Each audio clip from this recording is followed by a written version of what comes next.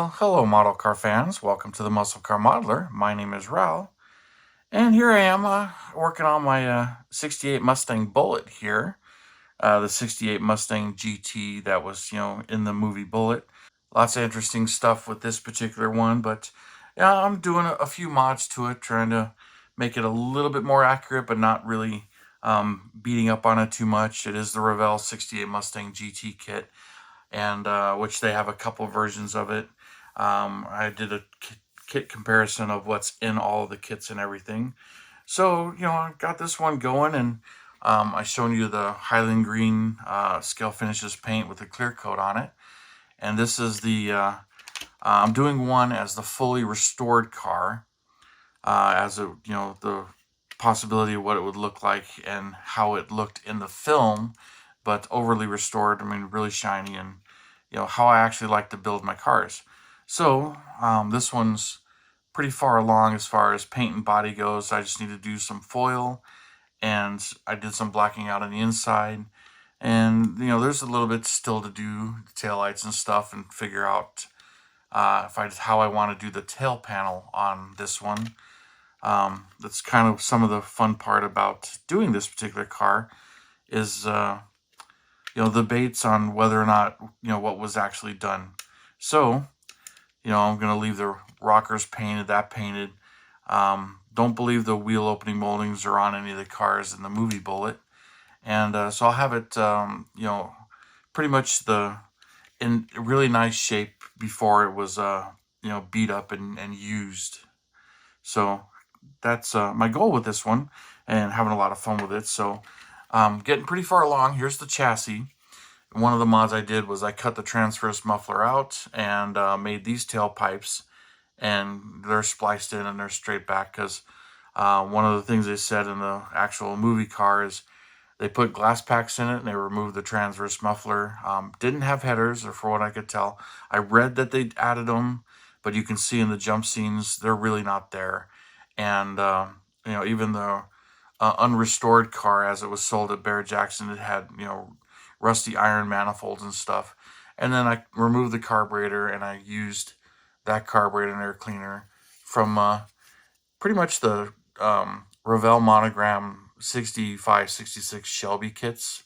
Most common one is the GT350H Hertz one. I got plenty of those for parts, so I grabbed those and put that carburetor and air cleaner on it.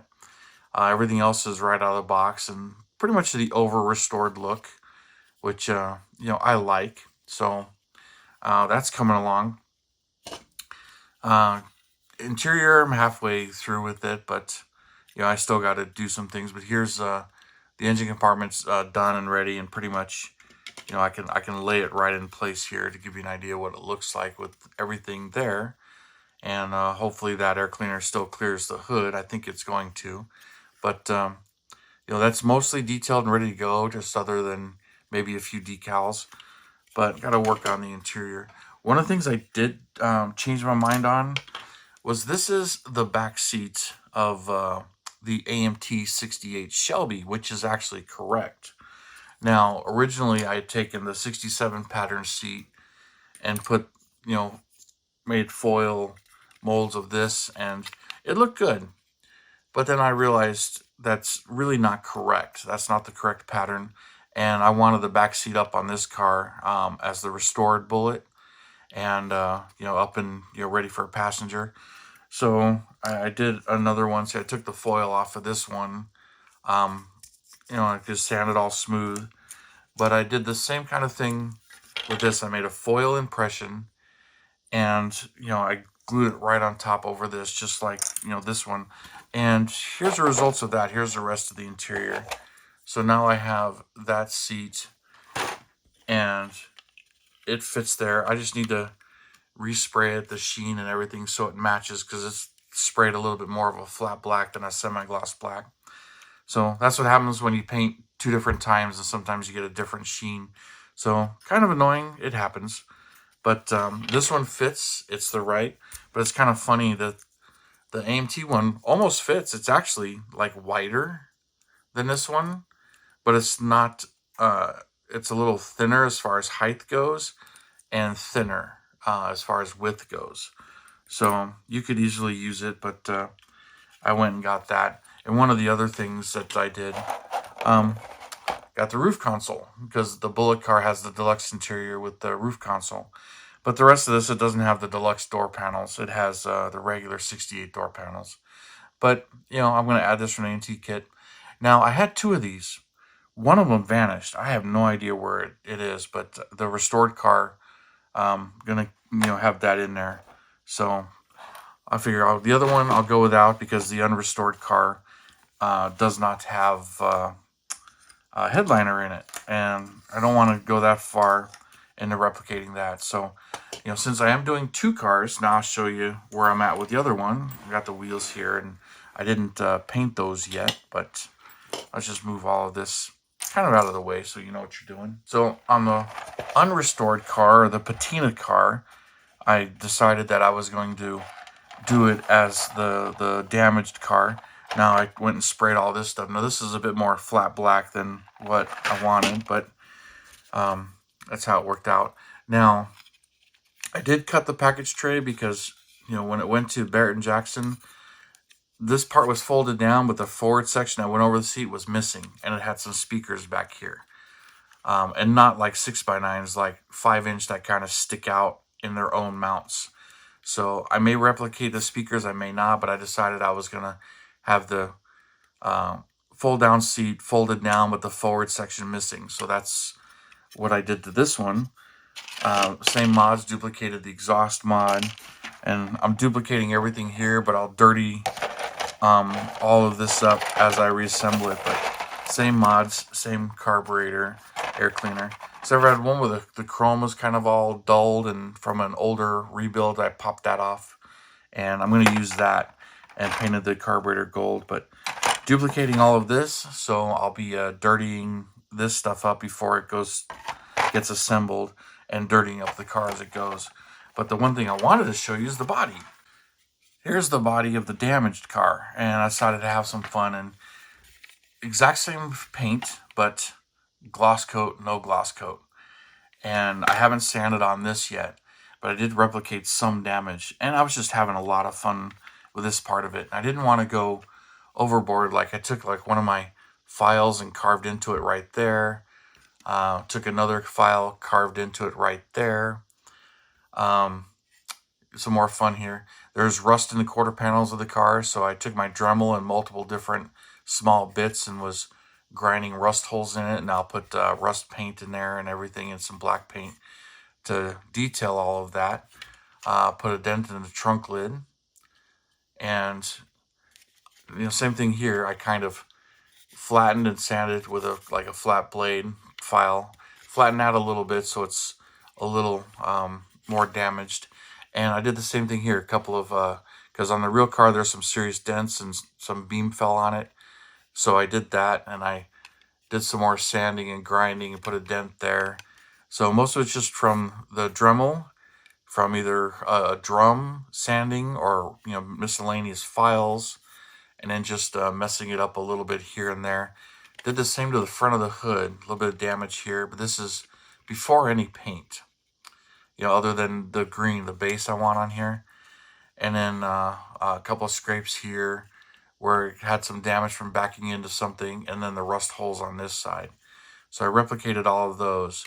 So in different ways of doing it too. Like I said, that was the real small Dremel bits, creating holes, files, a file here, scraping the metal. I'll put like aluminum paint in some of these.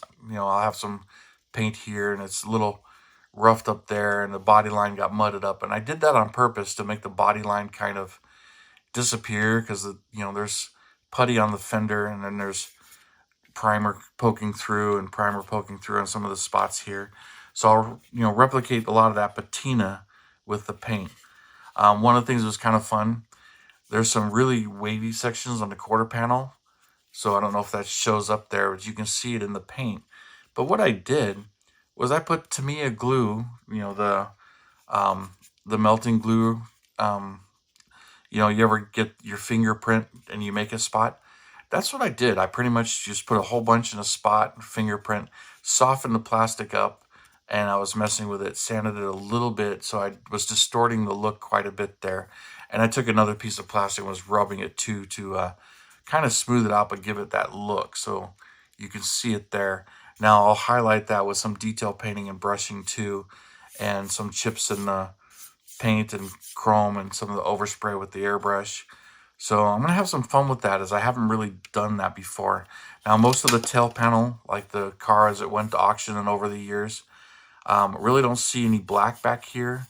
But in the real car, in the movie, it really looks like it's blacked out back here. Um, I'll probably do the black on the tail panel here, but whether or not I do the chrome or dull the chrome, like maybe like some aluminum on it to make it not so shiny like they did on the real car. But this one, I'll make it a bit more worn and everything. So having some fun with a lot of that stuff. So be replicating a little bit more patina and damage. I'll do some of it with the parts assembled and some not assembled. I want to, get the windshield dirty, maybe some wiper streak marks in it too. A little bit of dust and dirt on the back window. Just kind of have some fun with this because, like I mentioned a few times, I really haven't done any damage patina or anything like that. And I just kind of want it subtle because, in the movie, dents are appear and disappear and reappear, and some of them are really bad in the close scenes when they're really bumping into each other. And I didn't want to replicate that stuff.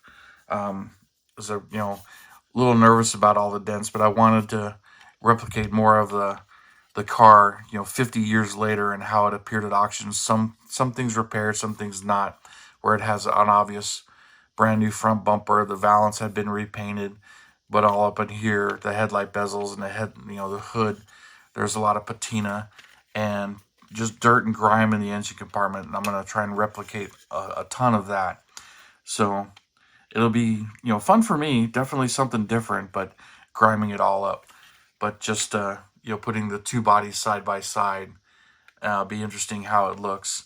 And the same thing with the wheels, because the wheels, they blacked out all the spokes and inside of the wheels, so there was like literally a gloss black paint job. But the unrestored car, most of that paint had chipped off over the years, and just the dark aluminum is mostly visible, but some specks of black. And then dulling the chrome, it definitely hasn't been polished in many years, versus when it was polished in the movie. So I'm gonna kind of replicate that too. So I'll probably strip the chrome off of the other ones and just paint it. A couple of different shades of aluminum, and then add some of the black specks and stuff. So I'm having a lot of fun with this thing. But yeah, now there are two.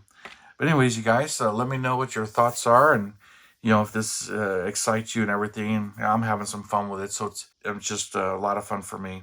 And then some of the ideas on how to do some of this stuff, I'd appreciate it, because I'm winging it here, but just basically having fun. But thanks, you guys, for tuning in, subscribing, and all your thumbs up, likes, shares, and subscribes. Really do appreciate all that. And all your support and comments. It's making it a whole lot of fun. And you guys, you have a good weekend, and I'll see you next time.